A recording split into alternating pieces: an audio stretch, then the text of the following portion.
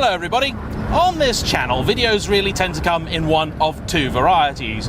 Those where I am trying to be a serious, well-respected automotive journalist. That's the kind of video where I talk in great detail about specification, reliability, price versus the competition, whether it's a car you really want to buy or not. And there are other days where I'm simply having fun in cars and I've brought you along for the ride. I'll confess today is about 80% that, because I am behind the wheel of the icon that is the Suzuki Cappuccino.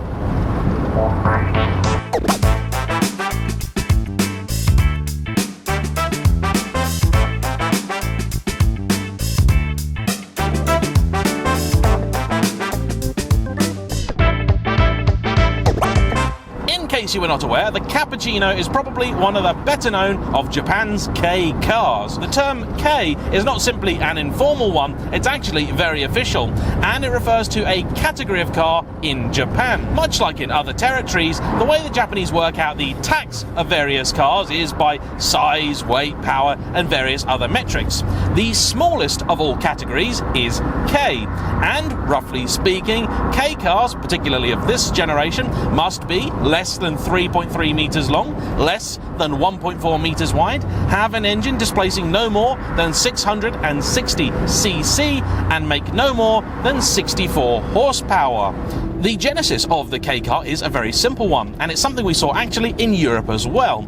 It was an idea by the Japanese government to try and incentivize car makers into building small and affordable stuff, the kind of thing people could actually buy after the Second World War. Even today in Europe, you can still see the remnants of some of these programs. This is one reason the French have never really made cars with big, powerful engines, because they had the horsepower tax, and some cars were even named for the categories in which they competed: the 2CV, the 4CV, so on and so forth.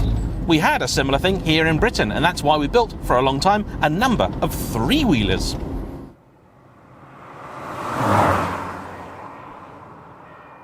It is my understanding that today a K car in Japan doesn't bring quite the same benefits as it used to, but there is a general agreement amongst car fans that the 1990s really was a golden period for this category of car, and that's when this was made. Come the 1990s, and Japan was experiencing an unprecedented economic boom.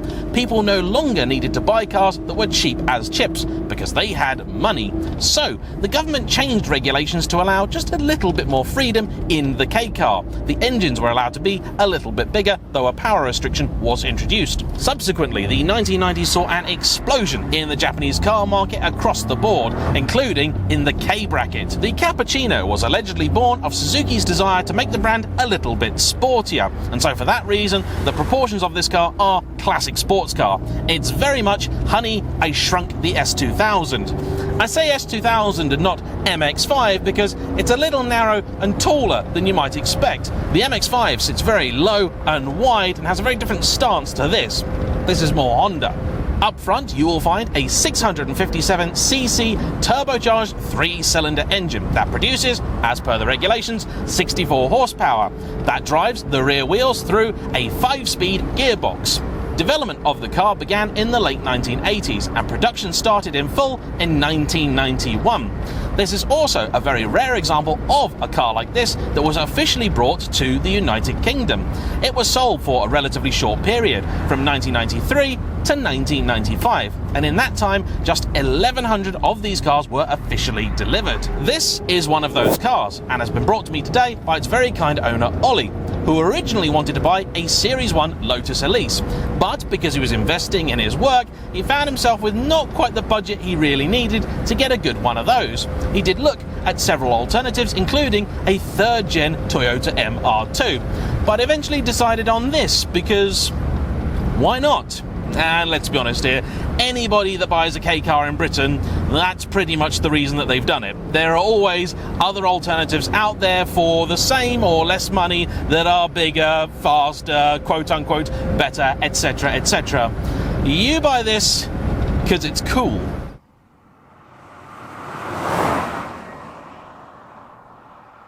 as somebody involved in motorsport, he also appreciates the engineering of this car because it has double wishbone suspension up front and a multi-link setup at the rear. These early cars have a belt-driven engine designation F6A. Later ones got a chain and were called the K6A. They were a little bit lighter, and if the internet is to be believed, I think the rear suspension may have also changed to a double wishbone as well.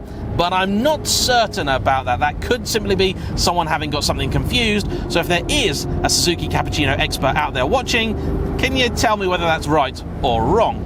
Later models of the Cappuccino also got the option of power steering, though I do have to ask, why?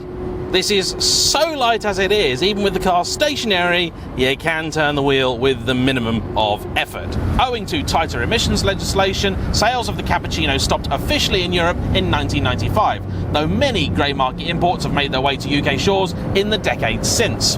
Given the price and popularity of many other JDM icons, these are surprisingly affordable. There is one currently for sale at £7,000, and it is, I am told, a minter.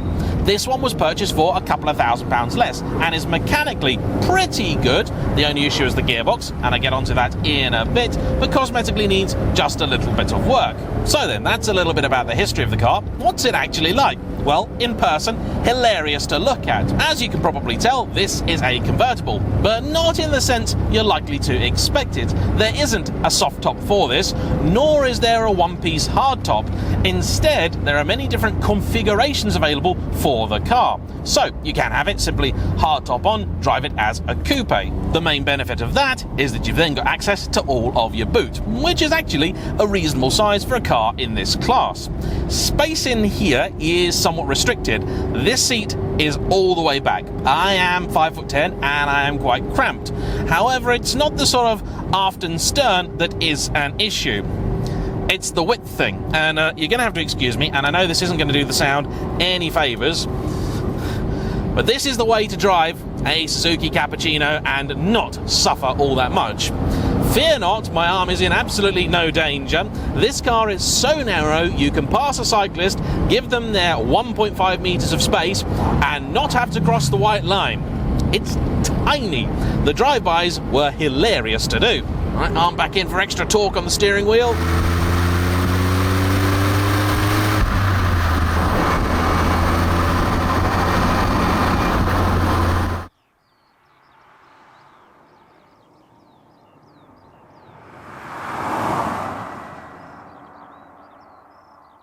To get the roof down, as I have it, is not a particularly simple affair. There are 3 pieces up here, so you can drive it like a T-bar, take the left and right panel out, they then store in a bag in the boot. If you want the full top off, the centre section also lifts out, goes in a bag in the boot. But really cleverly, what you're left with then simply descends into the bodywork. That's quite cool. The engine, as you might imagine, isn't the pokiest. It will rev to 8,500, but I'm not sure it's especially keen to do that. Let's find out. Power! Yeah, no. Come 7.5, it's just lost all interest. Knowing the Japanese, though, I'm pretty sure there's a reason they put the red line at 8.5 in a car which doesn't really want to rev beyond 7.5. They wanted you to tune these things. This one is not modified though, and I have to say, it's a real delight. No, it doesn't have the most poke. No, it doesn't have much poke at all. But the gearbox, certainly for 3rd, 4th and 5th, is a joy. The steering isn't the most feelsome. It's got a nice weighting to it, and it's fairly direct. The car turns in well enough, but it doesn't really talk to you. It doesn't wriggle in your hand. The body shell is also not stiff at all. My camera is really struggling because this is not a rigid chassis.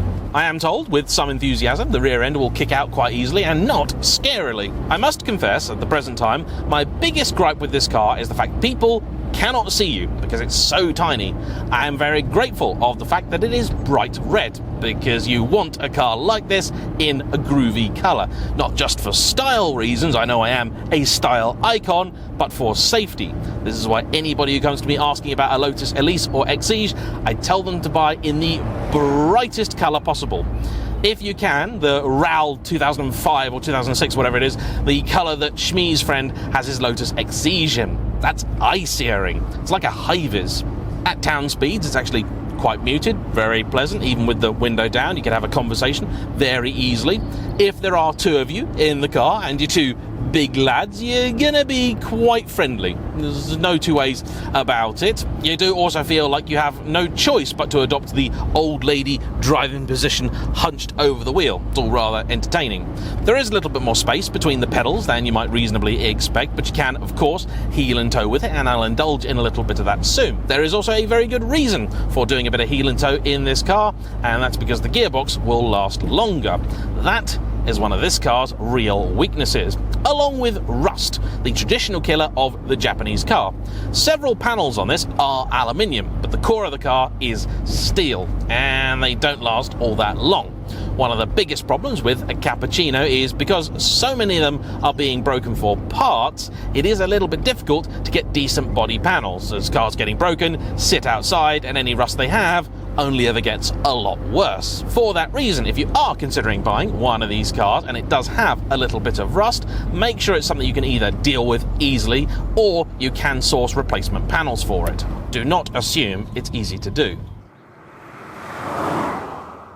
The cars were available, I believe, later in the production run with a 3-speed automatic, but honestly, the only gearbox you want is this 5-speed. It is a joy to use. Very short throw, very positive action, and this has absolutely no play in it whatsoever. I suspect because it's probably going directly into said gearbox. The funny thing is, you lift that bonnet and it actually looks like you can get a bit more engine in this car as well. I expected it to be pretty crammed in there. I am told some people have put Hayabusa engines in these. That's mad. I'd quite like to try one of those, but I think it would be terrifying. Lovely to use though it may be, the gearbox is quite fragile. The synchro on second is on its way out, and first isn't particularly nice either, although it may just not have a synchro on that one. That could be the case. Because of that, I am trying to be very gentle with second, double declutching and heel and toe and all that rev match, and just be a little bit kinder to it. For the most part, it's not really been an issue, but there's been one or two moments, I will confess. So, now we're on exactly the kind of road that should suit this car down to a T. Let's see how it fares.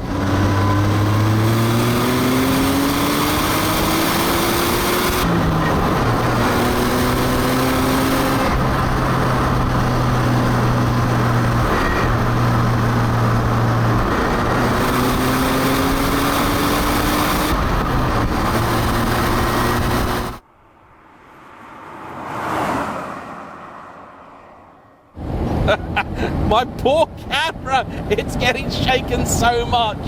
That's a great test of scuttle shake. If the camera starts falling apart, the car is not great for it. That aside though, and it doesn't really bother me in a car of this age, it's a real pleasant thing this. The brakes are quite soft and spongy. The steering I actually kind of like. I know Ollie's not really in love with it, and it's not the best, that's for sure. But the engine's punchy enough, the gearbox is great, and it does just put a big smile on your face, this car. It really does. People go wild for the Nissan Figaro, which I kind of understand, but to drive, they're a little bit underwhelming, chiefly thanks to their gearbox. Those also, because of the engine, are not actually a K car. This is. I could have easily believed if he told me that people would pay £10,000 to £15,000 for one of these, but they don't.